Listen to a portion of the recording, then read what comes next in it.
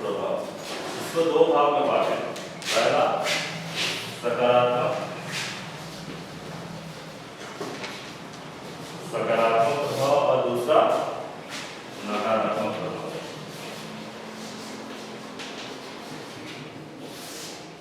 पहला सकारात्मक प्रभाव और दूसरा नकारात्मक प्रभाव।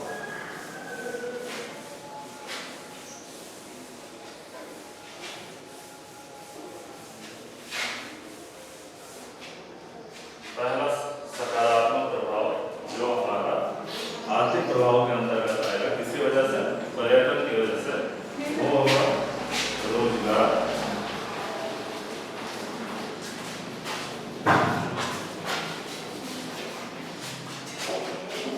पहला आर्थिक प्रभाव क्या होगा? सबसे रोजगार का सृजन होता है। पहला आर्थिक प्रभाव है रोजगार का सृजन। अनेक प्रकार से लोगों को रोजगार मिलता है। जैसे शुरुआत से बताओ कैसे कैसे मिल सकता है, यहीं से सोचो। क्या हुआ? ट्रांसपोर्ट के तो है कि नहीं, परिवहन का साधन जो लोग प्रदान करते हैं उनको रोजगार मिल जाता है। और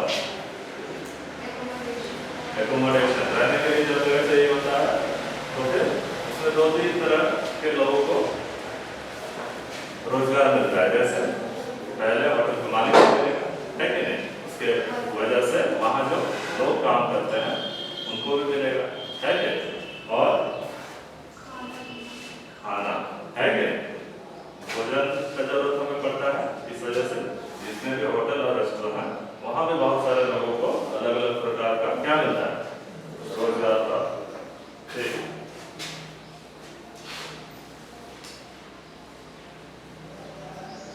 दूसरा लिखो, दूसरा जो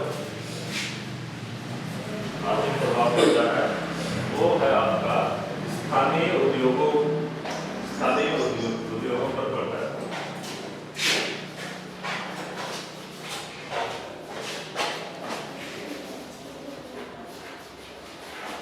स्थानीय उद्योगों पर पड़ता है। अक्सर क्या होता है, जब हम लोग बाहर जाते हैं तो वहाँ पे जो स्थानीय चीजें वहाँ पे बनी होती है कि चाहे वो हस्तकला हो, चाहे फिर वो किसी इंडस्ट्री में ही क्यों ना बना, है क्या, वैसे चीजों का अक्सर हम लोग क्या करते हैं, कर लेते हैं, है क्या। आप लोग जब साउथ इंडिया गए थे कुछ न कुछ खरीद कर लाए होगा, है क्या, हंसू गए थे नहीं गए, क्या खरीद कर रहे हैं, कोई सा खरीद के लाए, साड़ी खरीद कर लाए थे। कौन सा साड़ी था? क्या था? कुछ कंजीवरम या इस तरह का कुछ नाम होता है, सिल्क साड़ी होता है, वो उसी इलाके में आपको मिलता है। आप लोग जिस इलाके में गए थे वहाँ का जो लोकल उद्योग है, वहाँ के जो स्थानीय उद्योग है, उस तरह का साड़ी वहीं पे बने। तो क्या होगा, उन लोकल जो स्थानीय उद्योग है उनको क्या होगा, आर्थिक तौर पे प्रोत्साहन मिलता है।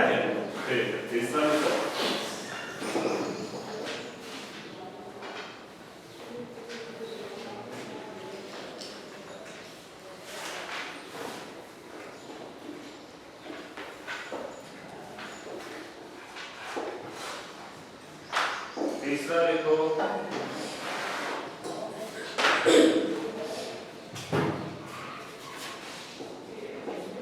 इससे परिवहन मार्ग एवं परिवहन साधनों, परिवहन मार्ग एवं परिवहन साधनों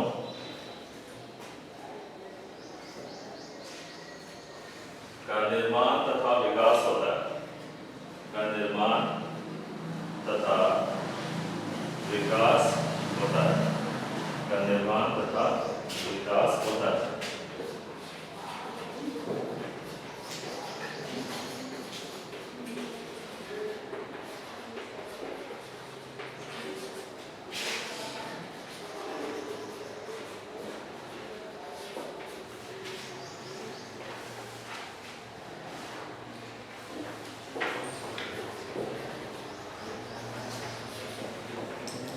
इनका विकास होता है।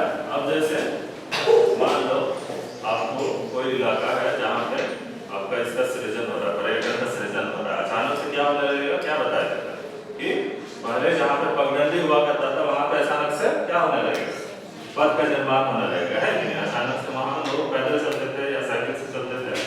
वहाँ पे गाड़ी चलने लगेंगे, बसें चलने लगेंगे, हो सकता है ट्रेन का भी सुविधा प्राप्त होने लगे, है कि? तो इस तरह से आर्थिक तौर पे ये उस जगह पर प्रभाव डालता है। ठीक है, अगला लिखो चौथा होगा, चौथा प्रभाव होगा हमारा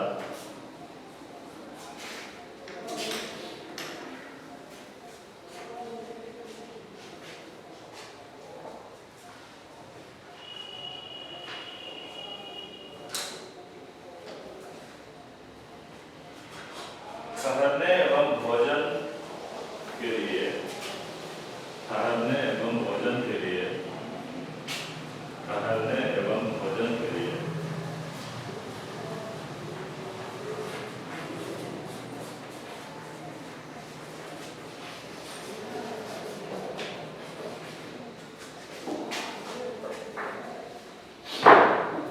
लिए रेस्तरां, होटल, ढाबा आदि का विकास होना। रेस्तरां, होटल, ढाबा आदि का विकास होना।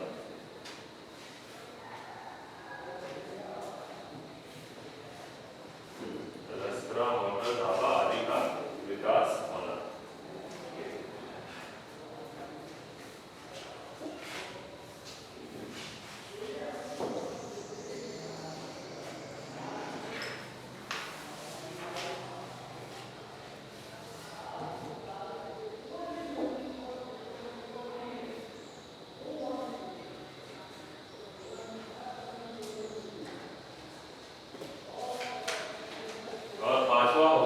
प्रादेशिक असंतुलन, प्रादेशिक आर्थिक असंतुलन को दूर करता है।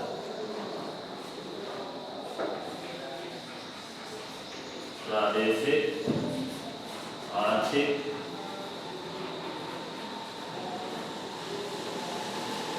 असंतुलन को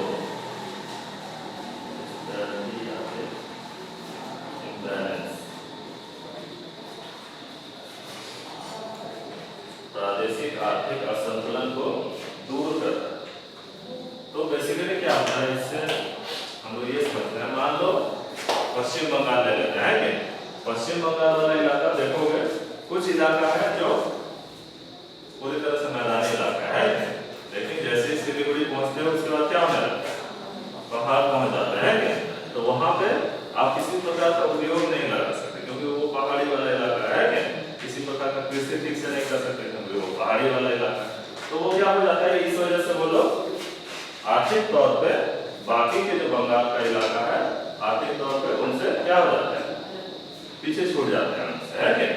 लेकिन इसकी वजह से, पर्यटन की वजह से क्या होता है, हालांकि वो लोग खेती नहीं कर पा रहे हैं, हालांकि वहाँ पर हो सकता है उद्योग नहीं बन पा रहा होगा, लेकिन पर्यटन की वजह से अब उनको जो आर्थिक लाभ हो रहा है, इस वजह से दोनों के बीच जो अंतर था है कि आर्थिक तौर पे वो क्या होने लगता है, कम होने लगता है कि? आप लोग को ये पढ़े होंगे, क्या इंडेक्स पढ़े थे हम लोग, जीनी कोएफिशिएंट वगैरह पढ़े होंगे, पढ़े थे?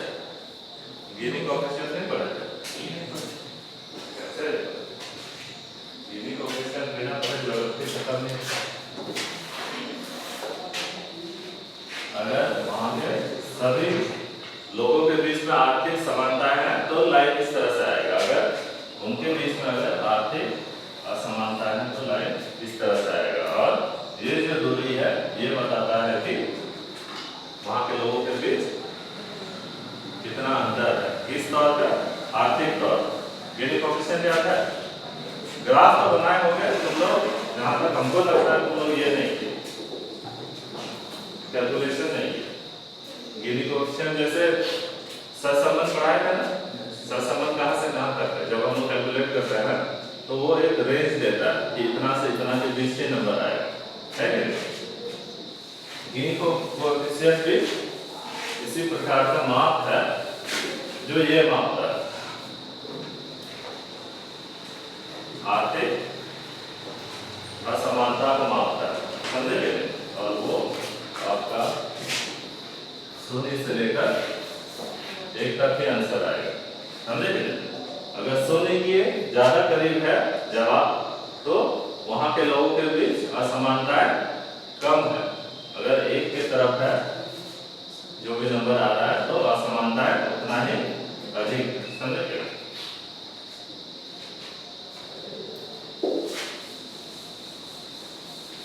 नेतरहाट जब गए थे हम लोग पर्यटन पे, कितने लोग गए थे यहाँ से?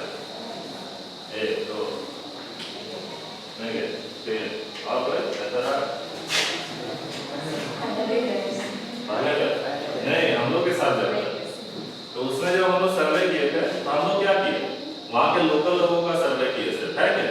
लेकिन दोनों तरह के लोगों का सर्वे करना चाहिए। हम लोग लोकल लोगों का सर्वे तो किए ही है नहीं, और वहाँ जो बाहर से आए लोग हैं, जो लोग वहाँ पे उद्योग वहाँ पे स्थापित किया उन्होंने, दोनों का जब आप आर्थिक स्थिति को मापते हैं ना, तब जाके ये वाला ग्राफ आता है क्या? और दोनों के बीच का अंतर आपको इस ग्राफ से पता चलता है कि दोनों के बीच में आर्थिक तौर पे कितना अंतर, समानताएं अधिक है या कम है। अच्छा ठीक है, कितना लिखे? 5, ठीक है। अगला नेगेटिव लिखते हैं, नकारात्मक प्रभाव पर्यटन का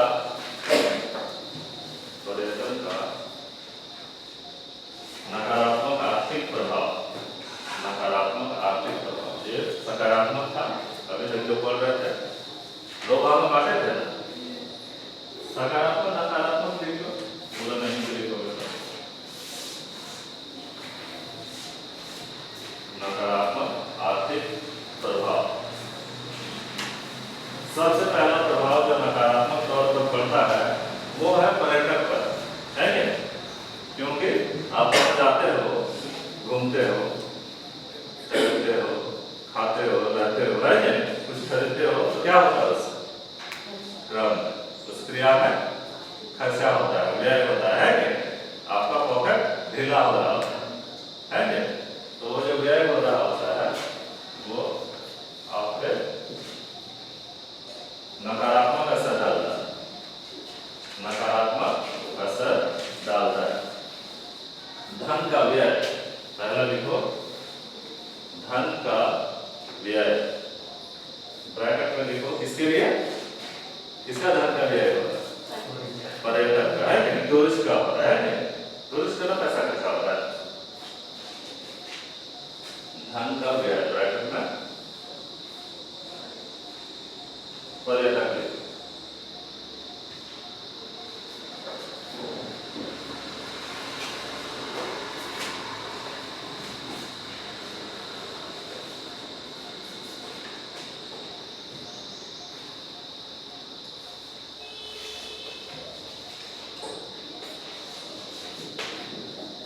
दूसरा लिखो,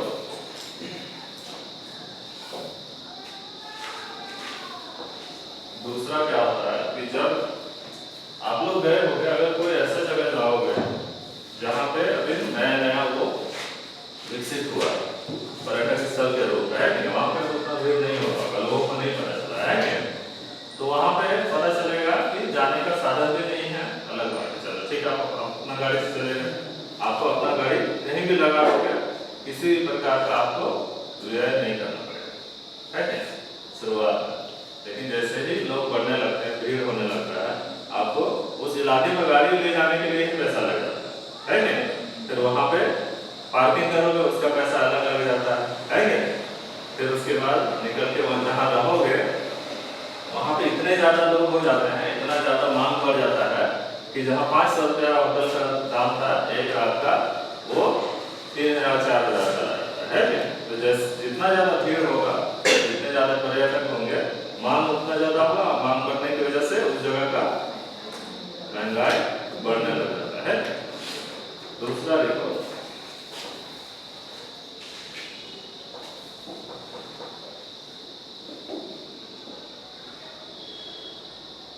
वस्तुओं एवं सेवाओं की कीमतों में तीव्र वृद्धि। वस्तुओं एवं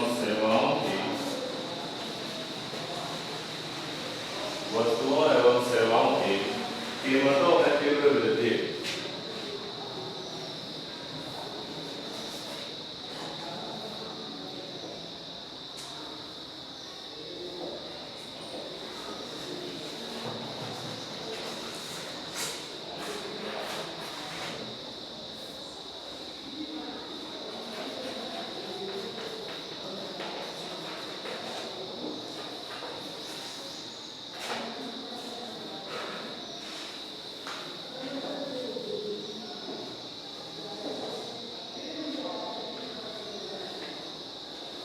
तीसरा, आप लोग अगर घूमने गए हो कहीं भी, मान लो कहाँ गए थे लास्ट टाइम पिकनिक हम लोग?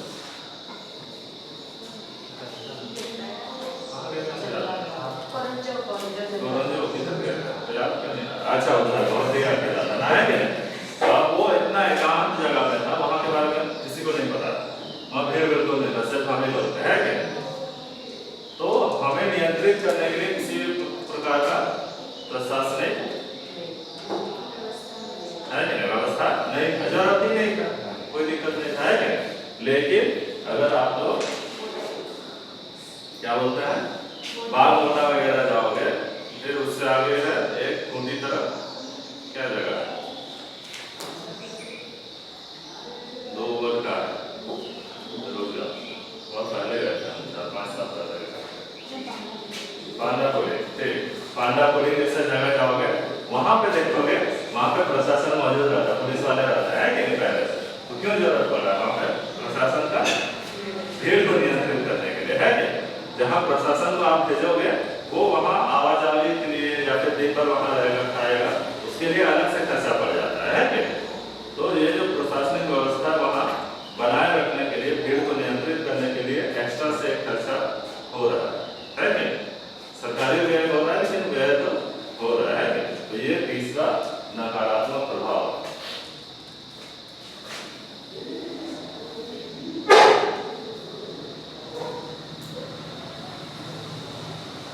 देखो तीसरा,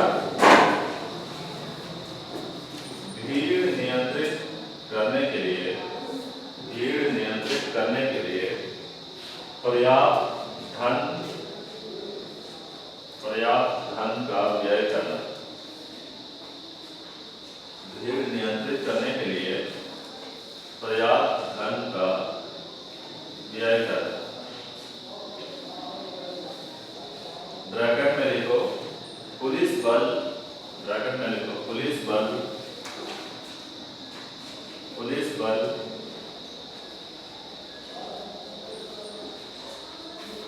एवं प्रशासन।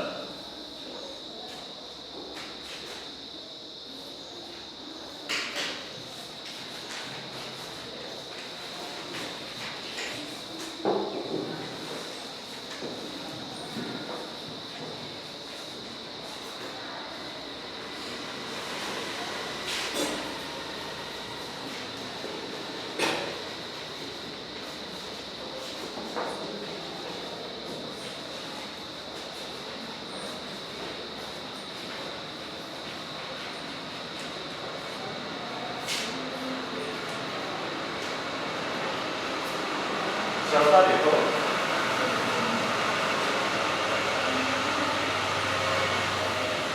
चौथा होता क्या है, कोई भी पर्यटन स्थल देखोगे ना, कोई भी पर्यटन स्थल देखोगे, हमारा पास वाला नेतरहाट भी देख लेना है कि वहाँ के लोकल लोग वहाँ कितना होता है, कितना पता चला? देख लग रहा था कि वहाँ के लोकल लोग कुछ समाज नहीं, सभी बाहर के थे। हम लोग जहाँ कह रहे थे वो भी बाहर के थे, यहाँ तक झारखंड में भी नहीं थे वो, जहाँ हम लोग कह रहे हैं, है क्या? तो क्या होता है सर, कोई भी पर्यटन स्थल जो होता है वहाँ पे अगर किसी ने इन्वेस्ट किया है, पैसा इन्वेस्ट किया है, तो अक्सर जमीन ले लेता है या फिर किसी के जमीन से सौदा करके वहाँ होटल बना लेता है कि? तो क्या होता है कि ज्यादातर जो फायदा होता है आर्थिक तौर पर वो बाहर को चला जाता है, समझे नहीं? वहाँ के लोगों को कम और बाहर के लोगों को आर्थिक तौर पे ज्यादा फायदा होता है, समझे नहीं? वो लोग ऐसा क्या करते हैं, वहाँ के लोकल लोगों को कुछ छोटे छोटे काम में रख देता है क्या, कि गाड़ी चलाओ या फिर सामान हो या फिर खाना बांटो, इन सब चीजों पे रखते हैं लोग, है क्या? या तो खाना बनाओ, चलो रखे आप उस काम पे, लेकिन साथ ही वो लोग क्या करते हैं, बहुत ही कम रेट पर रखते हैं, जितना उनको देना चाहिए उतना ना देकर बहुत ही कम रेट पर रखता है वो लोग, क्योंकि आर्थिक तौर पर ऐसे ही उनका गंभीर स्थिति रहता है कि? तो इसलिए वो लोग क्या करते हैं कि किसी प्रकार का किसी भी वेतन पे वो लोग कार्य करने के लिए तैयार है कि?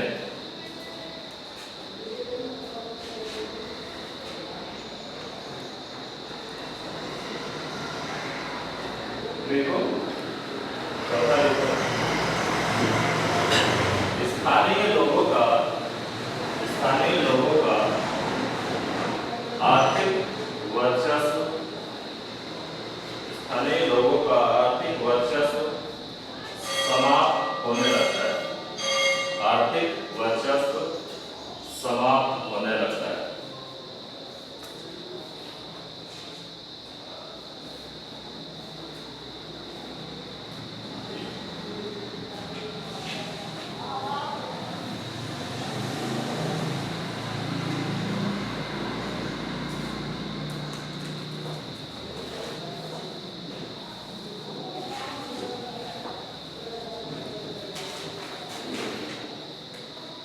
आर्थिक वर्चस्व समाप्त होने लगता है।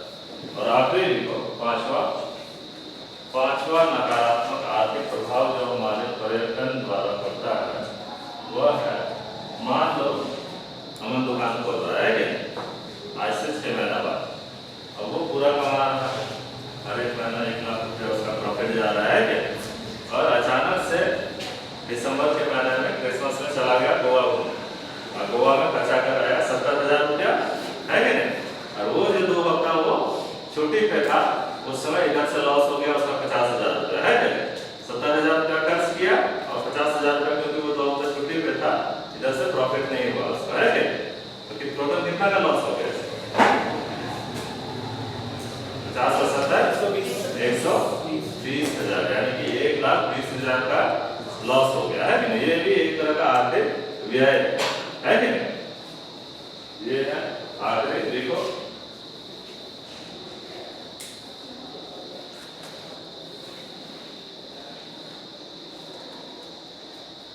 पर्यटक अपनी यात्रा के दौरान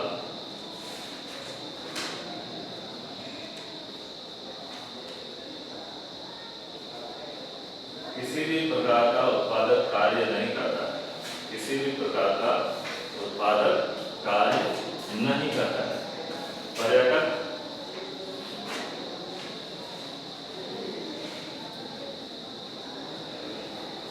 अपनी यात्रा के दौरान किसी भी प्रकार का उत्पादक कार्य नहीं करता है,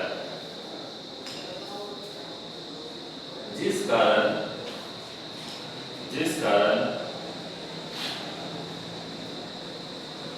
व्यक्तिगत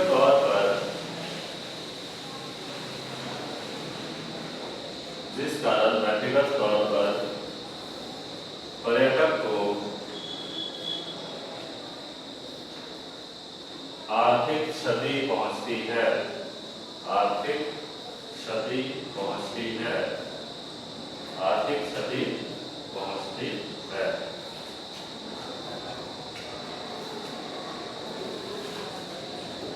समझ में आया? 5 याद हो जाएगा ना आपके द्वारा।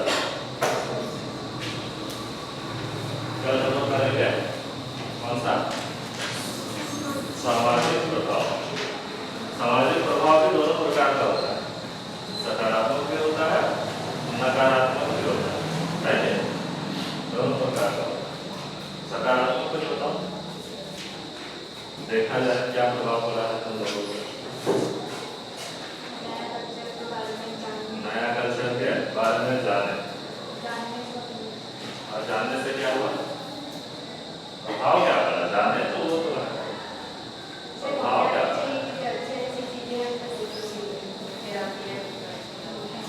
अपने ऊपर लागू। जैसे ऐसा क्या था जो उधर तुम लोग सीखे जो यहाँ पे नहीं होता है? यार ऐसा कौन सा चीज था जो यहाँ पे नहीं होता है और उधर होता है? सिक्किम में कि वहाँ पे मतलब यहाँ पे कोई भी किसी के ऊपर थोड़ा सा गाड़ी चला दे तो हाँ, वहाँ पे नहीं होता है, मार जाता है। वहाँ पे है कि हल्का सा अगर ट्रैफिक को लेकर कुछ जाम वगैरह शांति से सब लोग अपने तरफ रहता है कि नहीं। मतलब राइट वाला लेन अगर खाली भी होगा कोई काट के निकल के आगे नहीं बढ़ेगा वहाँ। वो 2 घंटे जाम में फंसे रहेगा लेकिन वो अपना लेन गलती से भी नहीं छोड़ेगा। ये सारे नॉर्थ ईस्ट साइड का जो हमारा राज्य है सब जगह लागू होता है। वो लोग कभी भी अपना लेन से नहीं निकलेंगे, चाहे कितना भी जगह रहे दाएं साइड से निकलना। लेकिन यहाँ पे दाया साइड तो छोड़ दो, उस साइड लेन के उस साइड वाला जो लोग उधर से